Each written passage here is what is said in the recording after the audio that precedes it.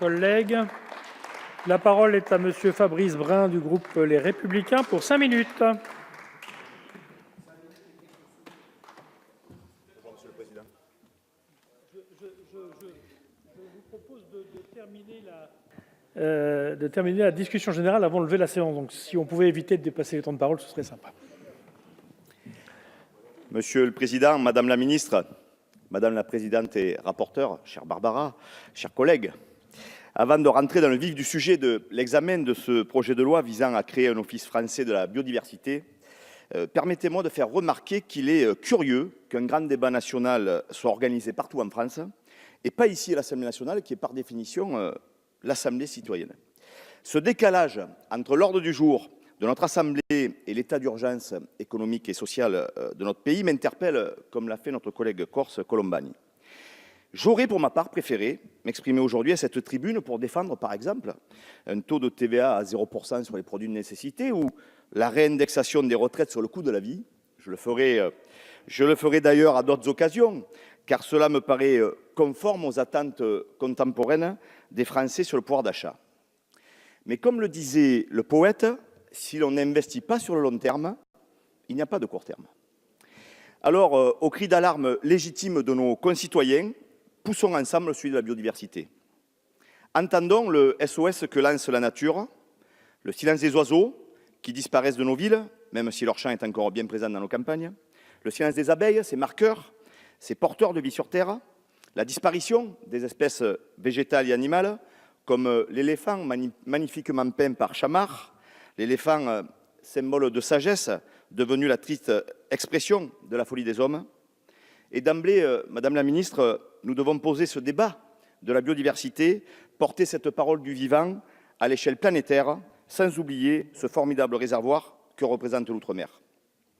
Bien évidemment, rien ne doit nous exonérer des efforts qui nous incombent, car il nous appartient d'être individuellement et collectivement le changement que nous souhaitons pour le monde. Mais notre action doit aussi porter à l'international et se traduire dans tous les pans de notre diplomatie. Cela a été peu souligné et je tenais à le faire à cet instant. Mais parce que mon propos se doit d'être complémentaire avec ceux que je partage de mes collègues Martial Saddier, Jean-Marie Sermier et Gérard Manuel, je voudrais m'attacher ici à ces petites histoires qui font la grande. Saisir l'occasion de cette tribune pour parler de ces travailleurs de l'ombre qui contribuent à préserver la biodiversité et dont on parle peu ou pas assez. Ces consommateurs, tout d'abord, qui investissent les épiceries zéro déchet, tournant le dos au XXe siècle qui a vu émerger un continent de plastique dans nos océans. Ces investisseurs, ces chercheurs qui misent sur les énergies nouvelles ou certaines plantes championnes de la dépollution. Ces agriculteurs qui contribuent à la diversité de paysages, ces éleveurs qui entretiennent par exemple les zones humides sur la montagne ardéchoise, ces castagniculteurs qui font vivre la biodiversité animale et végétale d'un milieu ouvert, la châtaigneraie traditionnelle. Ces hommes et ces femmes qui font le choix du bio, de l'agriculture raisonnée, de la HVE, la haute valeur environnementale. Comment, en cette semaine de sortie d'un célèbre guide rouge, ne pas évoquer les restaurateurs, car la biodiversité, nous la retrouvons dans nos assiettes et dans nos verres. Elle est partie intégrante de notre gastronomie et de notre identité. Je veux vous parler du quotidien de ces paysans, de ces forestiers, de ces pêcheurs, chasseurs, randonneurs, qui connaissent les joies de l'outil numéro 1 de l'accès à la biodiversité dans nos campagnes.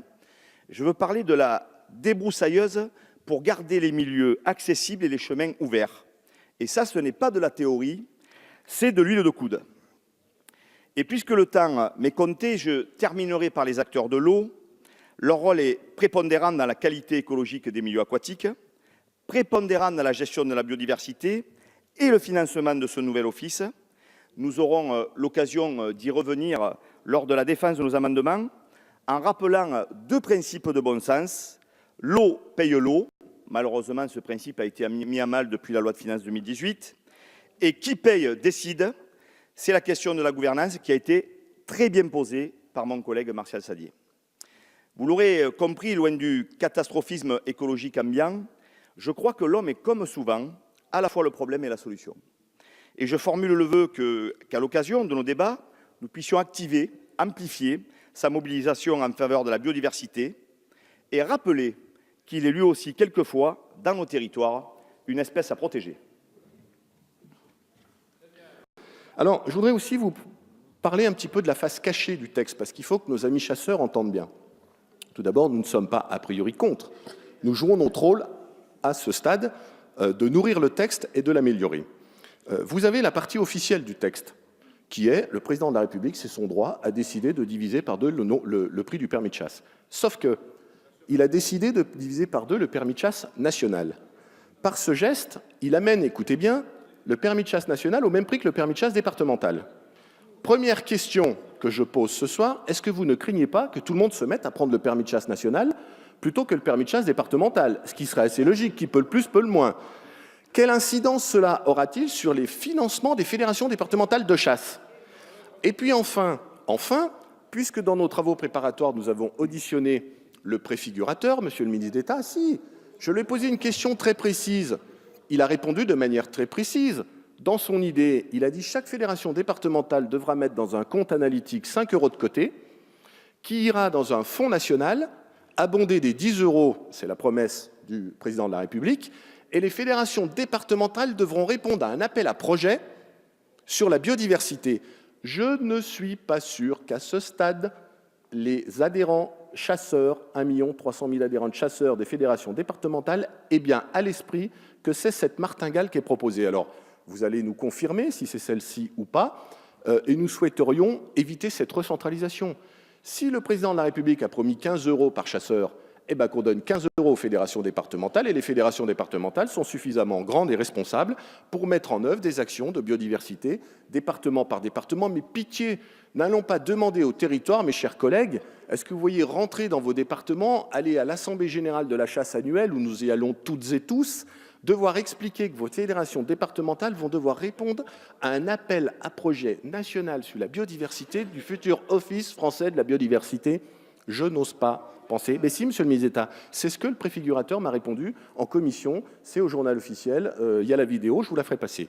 Je vous la ferai passer, promis, monsieur le ministre d'État, la vidéo. Voilà. J'insiste sur ce point. Nous avons besoin de retourner en commission pour nous expliquer le lien qu'il y aura entre les fédérations départementales et puis ce futur Office français de la biodiversité. Si j'insiste sur